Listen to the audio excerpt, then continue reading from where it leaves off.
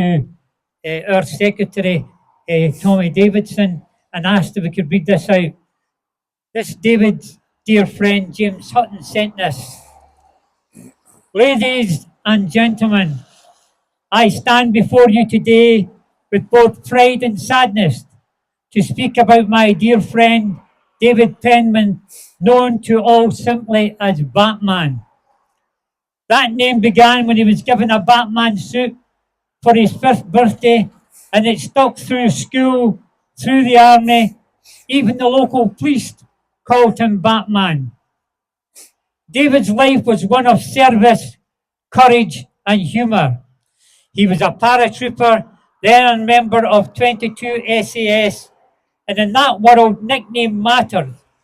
They show respect, and Batman carried his with pride. Our friendship was built on banter. Me a Royal Marine, him a para. It's an old rivalry, but one that's rooted in respect. We would wind each other up endlessly, and yet I don't think I ever respected a man more. We worked together too.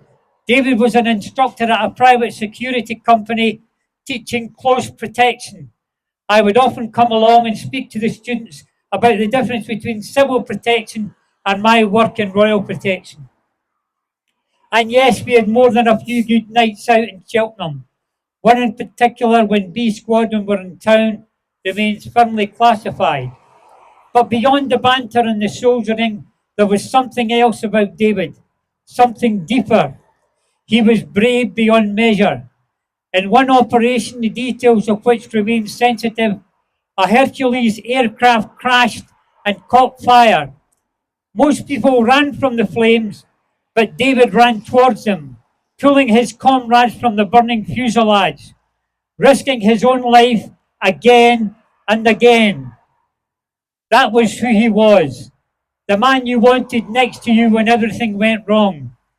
But like so many who served at the sharpest edge, David carried wounds that weren't always visible. As I once told, not all war wounds are visible. The truth stayed with him, it stayed with many of us, and it's something we should never forget.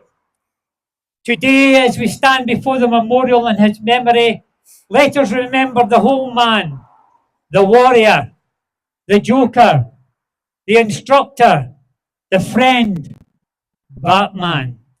He gave his best years to his regiment, to his comrades, and to his country. And he gave all of us memories we will carry for the rest of our lives. So let us honour him, not just with stone, but with our stories, our respect, and our gratitude.